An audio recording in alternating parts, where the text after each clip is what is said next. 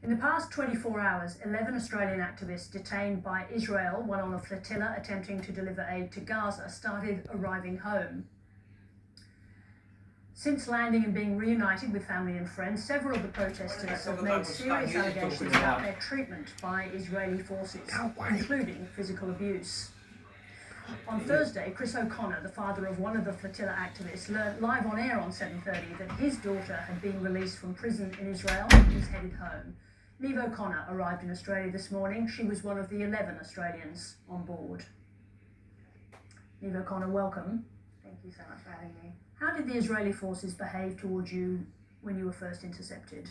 So during our first interception, we, as I was on a motorboat with the tactical ship, were surrounded comprehensively with Zodiacs, which is a speedboat.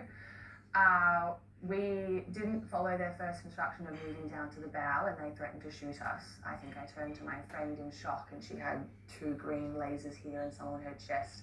So even though, from all accounts, it was somewhat of a light interception, there was violence throughout. Some of my crewmates were thrown around behind me.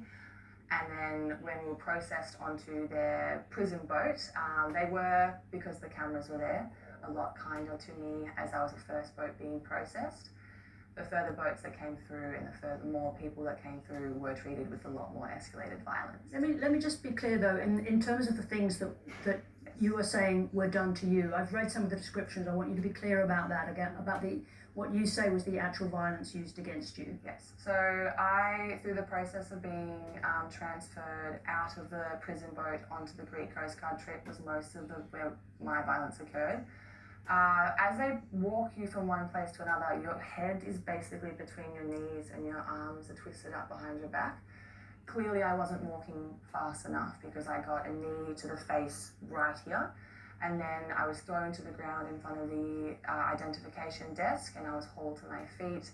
Again, you just are constantly hammered with kicks and your fingers are stomped on. It's this kind of continual display of violence to keep you subdued. Now, when I read the account of what you said, it included multiple kicks to the head. Is that correct? Yes, multiple kicks to the head or knees. It was the variation. But yes, there was times where I had repeated kicks, yes.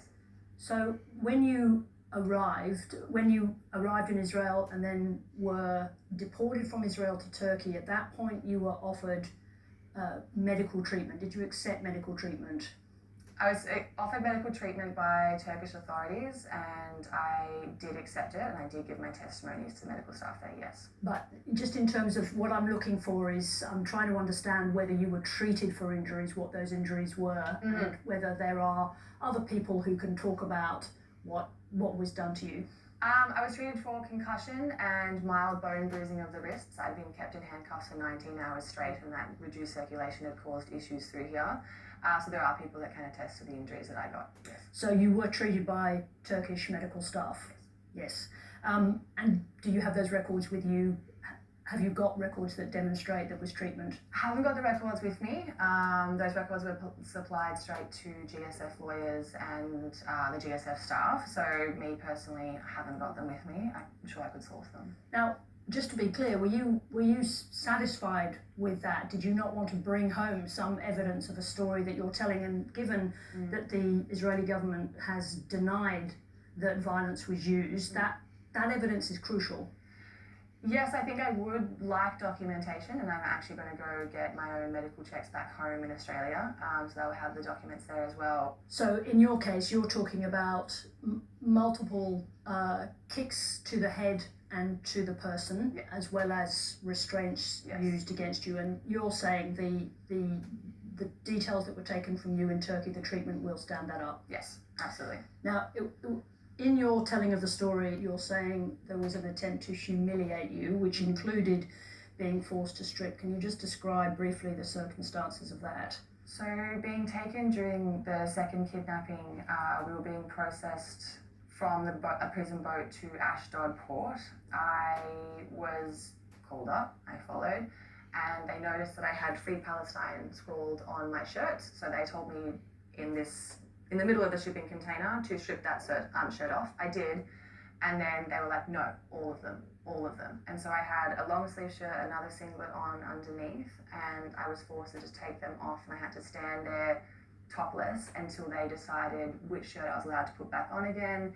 I was in a room, there was men in there, they were all, some of them were preoccupied by beating another one of my comrades, but some of them were looking, watching. So you were made to stand semi-naked? Yeah. And did you discuss that with any of your colleagues at the time? Did it happen to other people? Have you any idea whether your story is a similar one being told by your colleagues? There's an absolute pattern of sexual humiliation. I didn't get to have that topic discussion immediately at the time, but however, post with the debrief, there's been so many stories. Mine is actually the bottom of the hierarchy. I've heard stories of people who were beaten while they were naked. Yes.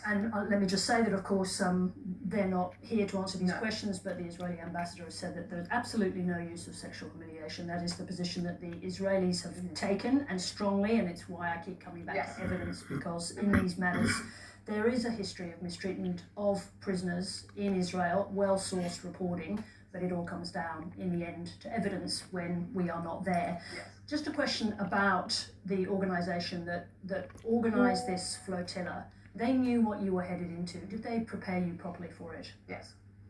Yes. In terms of preparing you for the potential for violence or humiliation to take place, how did they prepare you? We had multiple workshops prior to sailing from Barcelona, and these were like whole day workshops. And it was... What did they tell you to expect? They told us to expect rampant racism, physical abuse, sexual abuse. They had testimonies from people who were on last year. In each step of the way, there was a collective care and a trauma-informed response to not only coach you through the moment of listening to these because they're really hard, but also to provide you with the knowledge that if these things do happen, there is a step-by-step process that you can seek the support you need. What about the potential that there could be recourse to violence from the Israelis, as you are saying has happened? Did they prepare you properly for that? They prepared us as adequately as you could. You cannot predict what Israel is going to do, like we didn't predict to be intercepted. But in terms of the potential danger you're going into, that's kind of where I'm headed with I this. was well aware. You knew what you were heading into. Let me ask you a question about that, because there are allegations from people that the flotillas are a political stunt that don't do anything to ease the suffering of people in Gaza. What's your response to that? If it was a political stunt, Israel would not be so afraid of the flotilla. Israel would not go to the lengths they have to stop the flotilla and prevent it from happening. They wouldn't demonize the activists on board, and they wouldn't stop life-saving humanitarian aid from entering Gaza. So, yes, it's not a political stunt. It is a movement that is designed to bring Palestinian liberation to the forefront of the discussion. Which is it? Is it the political activity that is the focus for you? Because you would have known in advance the chances of any of those boats reaching the shore at Gaza was impossible that aid was going to be transferred. So how important, really, in the scheme of things, is the political message that you are sending here? The political message is very important. I think the reason GSF is so successful in amplifying Palestinian perseverance is because they actually have multiple mission objectives. The aid is just one. Palestinians being talked about in the media and not being neglected, particularly in the global north, is another. And so that's why this mission it's political, yes, but it's also about humanity and compassion. Neve O'Connor, thank you very much indeed. Thank you so much for having me. Thank you. The Israeli government rejects all allegations of physical or other mistreatment of detained members of the flotilla. The Australian Department of Foreign Affairs says it is deeply alarmed by allegations of mistreatment, but also notes no Australian passengers requested medical assistance from consular staff in Turkey. Now to Canberra, and for